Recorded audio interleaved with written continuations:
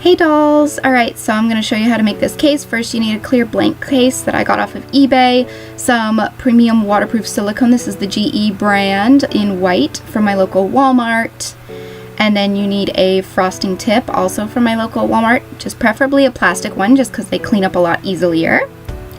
Some tape to tape on the frosting tip to the little squeezy tube.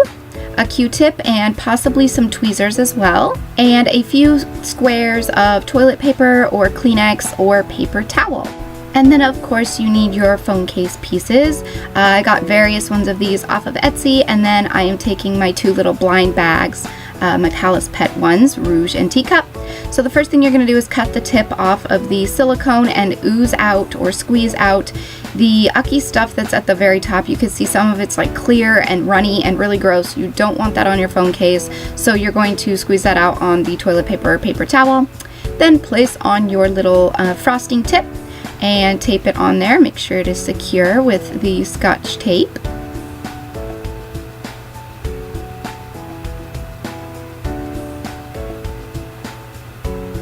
I put on a few pieces to make sure it is sturdy and won't come off.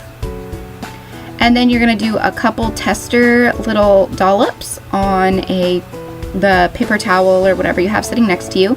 So you do a little tester, make sure and wipe it off very well, and then you can get started on applying the silicone on the actual case. So I start off on one side, and I don't really know how to explain this. You can pretty much just see by how I do this. Again, I have a full actual tutorial in the description box below, so if you want to know where I get all of my items and the exact step-by-step process and a little bit more in-depth detail, definitely check the link in the description box and it'll take you to my DecoDen phone case tutorial. Otherwise, I'm pretty much just gonna sit back and let you guys watch the process of this.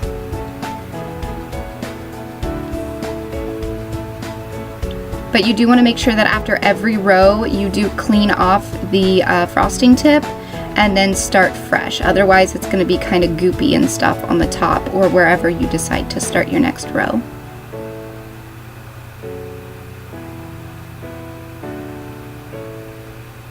And I honestly did not like how this piping turned out. It had been a while since I made a phone case like this, and you'll see that it is kind of messy, and I do awkward, weird things, and I go to try and fill in spaces. You'll see later on that I ended up taking the phone case apart and redoing it just because I did not like the outcome of how the whip turned out. That was just my personal preference. Some of you guys might not see anything wrong with it, but just me personally, I had a problem with, I didn't feel good enough about it. So you'll see how I kind of switched it up a little bit later. I did wait for it to entirely dry before I took it apart, and I used the same layout and everything. I just wanted to make sure that the piping was a little bit better.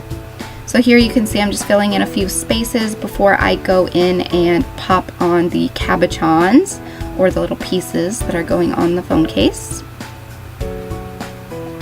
And like I said, I did not like how this whip turned out. I didn't like how the silicone turned out at all. There were empty spaces, and it didn't look right to me. So I ended up redoing the case completely, which again, you'll see the before and after kind of in a little bit.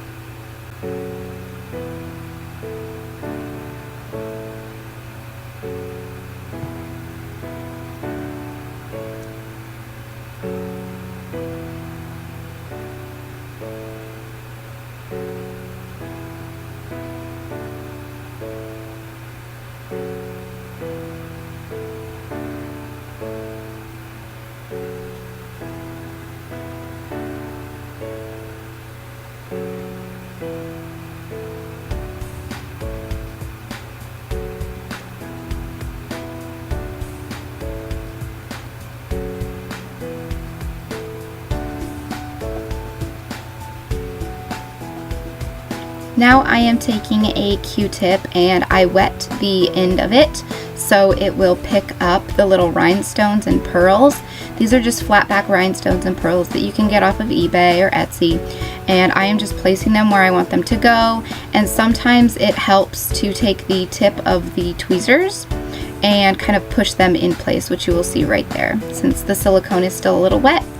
And there is the phone case. You can see there is, after it's been dry, you want to leave it for about 24 hours to make sure it's dry. It won't completely dry for about 48 to 72 hours, but it will be usable within about 24 hours. So here you can also see I did end up redoing the case. I don't know if you can really tell the difference of the silicone, but I know I definitely can. And I also added a little washi tape inside of that mirror cabochon, so you can see that it just kind of added an extra little touch. So I hope you all enjoyed this video, and with that being said, I will talk to you all in my next one. So until then, so long, stay strong, stay true, and be you.